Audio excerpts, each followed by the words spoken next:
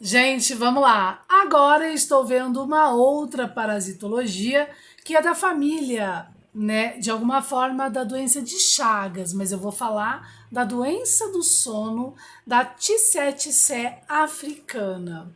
Olha, eu fiquei de queixo. Eu amo essa cartesiana. Por quê? Porque uma vez conseguindo mapear, lembrando que eu fiz um mapeamento mais geral, né? E apontar por relações euclidianas da primeira proposição as relações de sinais e tudo mais na expressão gênica, de uma forma geral, o que eu consigo ter, né, nessa análise? Eureka! Bom, vamos então falar um pouquinho dessa doença que eu acabei de analisar e vou postar, obviamente. Lembrando que eu não estou deferindo nada na área biomédica, mas eu estou mapeando uma possibilidade hipotética como cientista, né, na área da ciência, né, porque a ciência ela é feita de hipóteses. As hipóteses são bem-vindas, elas podem ser sim ou elas podem ser não. Então vamos lá? Aqui na Estácio, em protozoários parasitos do homem, em biomedicina, eu tô tratando aqui, ó, a análise dessa galerinha aqui, na verdade, ó. A mosca T7C, a mosca, na verdade, né? Que é essa daqui, ó, essa coisa aqui, né? Do grupo Salivaria, que vem aqui, ó, imagina decorar tudo isso, gente, que ninguém merece, né? Que vem aqui, ó, dessa galerinha aqui, tripanossoma, tá? Esse tripanossoma, ele tem relação também com aqui, ó, opa, não, esse daqui é outro, né? Com o barbeiro, sabe o barbeiro? O barbeiro também é um tripanossoma, tá vendo? Só que é do grupo Estercoraria. Não analisei nada do barbeiro, tá?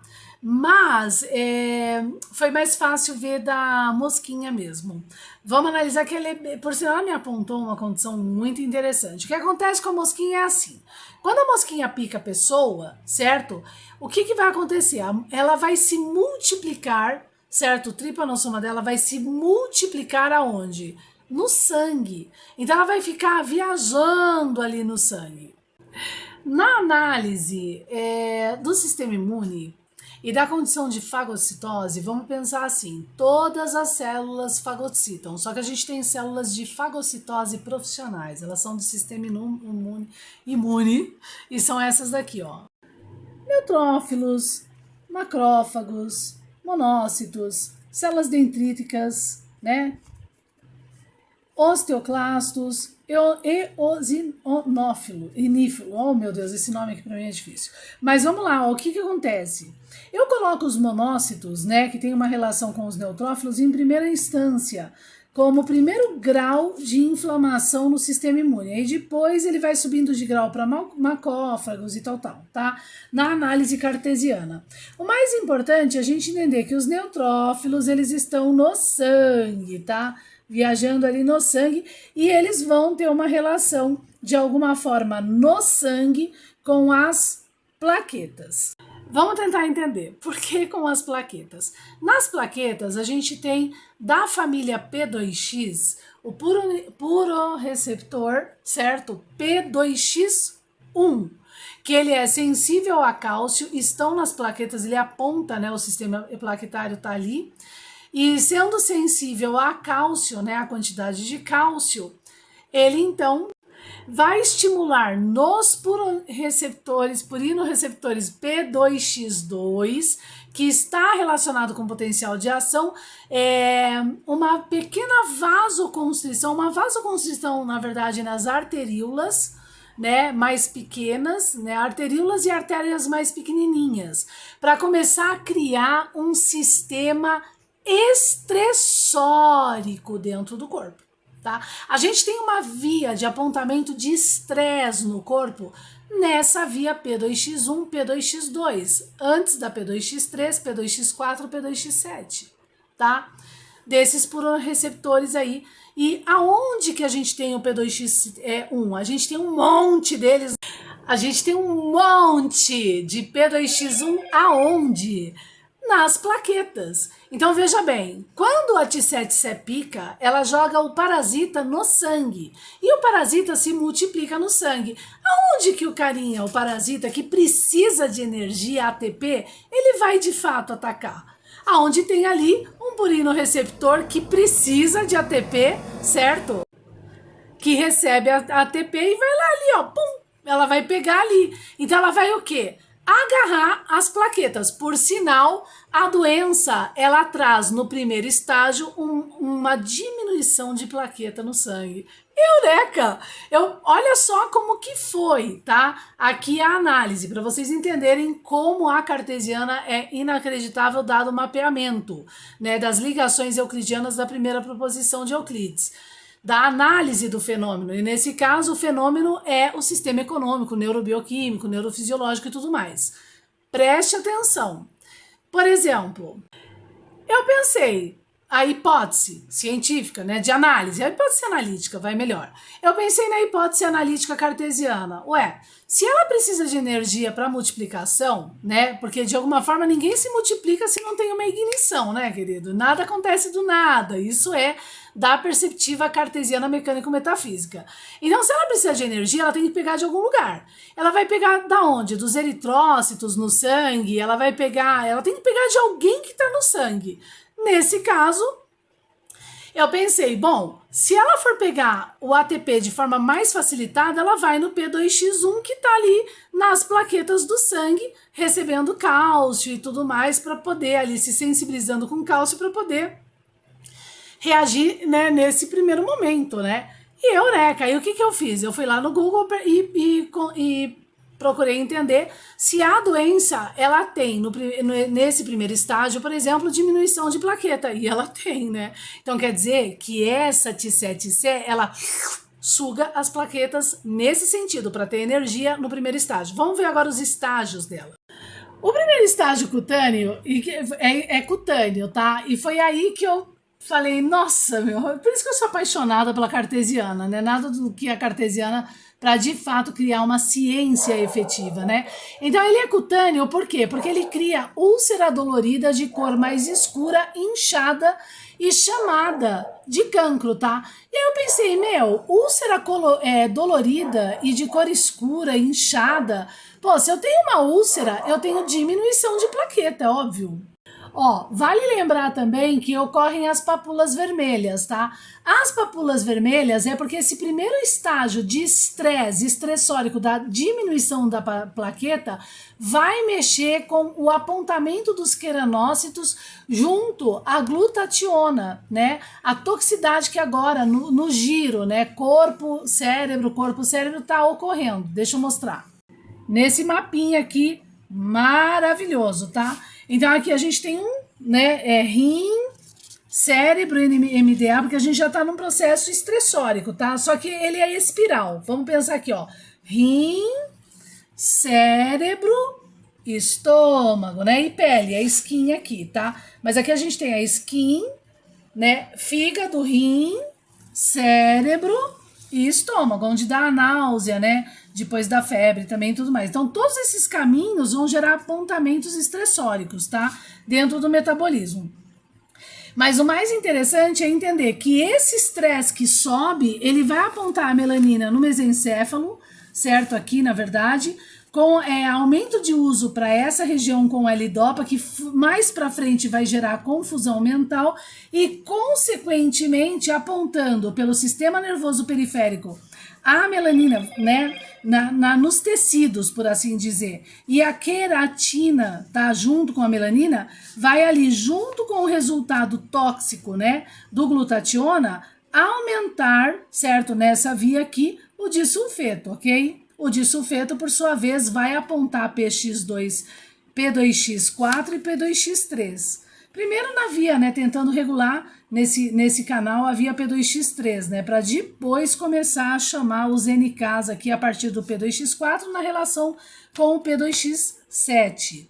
Então, por enquanto, ela só está gerando pápulas vermelhas, né? Por enquanto ela só está gerando isso daí, porque é ainda um sistema inflamatório através dessa relação de ligações cisteínicas da queratina aqui, ó, pela via também ATP de ubiquidina, né? Aqui nessa via aqui, tá? E a dor de cabeça tá vindo, ó, por causa de um apontamento liso. É como se a lisina aqui dos resíduos hidrofóbicos da via P2X3 começasse a avisar o corpo por essa via aqui para tentar arranjar o processo. Se esse trem aqui aumentar, aí começa a P2X4 com tendência a chamar as natural killers, tá? Bom, a gente já falou do apontamento P2X3, né? A gente já saiu do P2X1, que começou lá na plaqueta, chamou o P2X2, que é o sistema nervoso, e agora apontou o P2X3, que vai liberar muito resíduo hidrofóbico pela glicina, porque veja bem, a glutationa, ela tem apontamento de cisteína, glicina e glutamato. Então eu estou estressada, glutamato, tem os apontamentos de ligações de cisteínas do queranócito na primeira fase, e agora ela vai chamar a glicina, vai falar, ó, tá aumentando demais aqui, né, a necessidade de liberação de citotoxicidade, então vamos apontar pela queratina, né, pelo P2X3, me perdoe, né, entendendo isso pela queratina, vamos apontar agora o NMDA. Já que também já está abaixando o magnésio, vamos apontar a glicina como um meio, né, do sistema nervoso começar a resolver esse trem. E o que então acontece? O NMDA vai apontar a dinorfina, e a dinorfina, liberando resíduos hidrofóbicos, ela vai começar com esses resíduos hidrofóbicos, que é gordura, a gerar dor de cabeça, porque ela vai apontar a via da metilação, apontando ali as encefalinas, que vai então agora tentar organizar, e olha que coisa aqui, hein? Organizar com a via ACH do mesencéfalo e muscarínicas, né? Ela vai tentar organizar a necessidade de plaqueta, ou seja, a necessidade do COX, prostaglandinas e tromboxanos de deixar gordo o sangue, olha aqui, tá? E liberação de óxido nítrico. Só que o que vai acontecer? Lembra lá no começo da toxicidade da T7C, da triponossoma aqui? Né? Desculpa se eu não falei o nome errado. Lembra? Ela pegou as plaquetas, você não tem plaquetas. Você está com as plaquetas deficientes. Entende? E aqui então, bum, entra o alerta. Certo? Isso na primeira fase. É aqui que dá o sinal de alerta, o sinal de desespero do corpo. Porque o nosso corpo é uma coisa até incrível, né? Ele é autônomo, ele tá tentando se resolver independente da gente aqui, sabe? É uma coisa fora do comum, é muito louco o negócio. Se a gente for pensar até filosoficamente, mas não vou entrar nessa. Mas vamos lá então. Então essa é a segunda fase, a dor de cabeça. Então começa as ínguas, né? E essas ínguas agora é a chamada do terceiro estágio, porque não tem plaqueta, né? O sistema de norfina com metilação tá tentando engrossar o sangue, mas não tem plaqueta, cara. Alguma coisa deu BO aqui. E aí o que vai acontecer? Estágio meningoencefalítico, que é uma fase avançada da doença, que já vai começar a tratar o sistema nervoso. E vai trazer muita confusão mental com incapacidade de sono, tá? Já não vai conseguir dormir, a pessoa já não estava conseguindo, e junta problemas de equilíbrio do corpo. Isso ocorre porque a tirosina ela vai começar a disparar com a melanina para tentar resolver esse trem da derme, da gordura, da membrana plasmática, dessa produção queratina, melanina e escambau A4, ela vai começar a usar a tirosina com a L-dopa. Então o estresse só vai apontar a L-dopa, e a dopa vai começar a aumentar, e eu tô estressada com muita dopa, bum, alucinação. Confusão mental, na verdade, perda de memória, muito resíduo hidrofóbico, começa essa piração toda. E aí nesse ponto, olha o que acontece.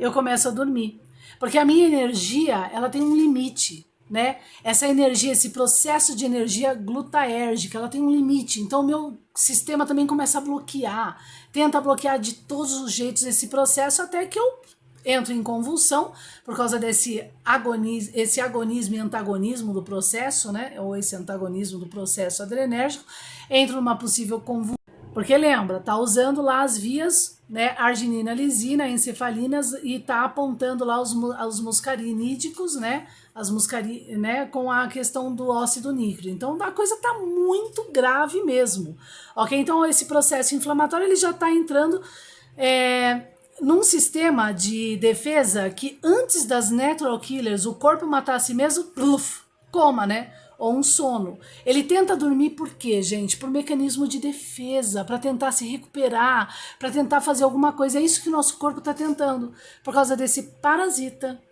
ridículo e fatal, né?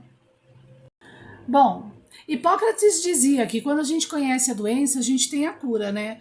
Pelo menos Freud ajudou a mapear essa condição aqui, ó, relacional do cérebro e o corpo e o cérebro. E ele deu a dica: sistema econômico, que é neurobioquímico e neurofisiológico.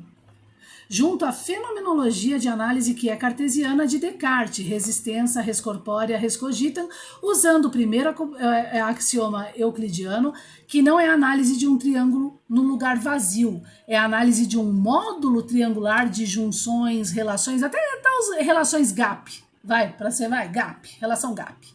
Gente, amando essa aula. Bom, a ciência é feita de hipóteses, né? Eu acho que eu consegui ajudar um pouquinho. Quem sabe, né, eu aprimore melhor isso daqui e ainda traga de forma muito mais eficiente, né? Então fica aí, filosofia teorética, ela é da qualidade e da hipótese, tá? De análise, no caso, epigenética, manual, manual, tá? E por isso teorética, certo? Cartesiana, mecânica metafísica de Descartes, resistência, res corpórea, res cogitam, né? Que de fato precisa do entendimento da arqueologia, dos estudos dos antepassados, né? Dicas também de segundo Freud, que resolve na ciência a relação mente, pescoço e corpo. Corpo, pescoço e mente. Então, se eu entendo o que um parasita faz aqui, eu entendo que aqui, meu querido, faz aqui, tá? Então, abuso é crime, tá? Abuso até seja de quem for, cadeia. E isso daí é uma lei que deve ser para todos os seres humanos, não importa em que lugar esteja sentado. Abusou, vrum, cadeia, tá bom? Beijo, tchau.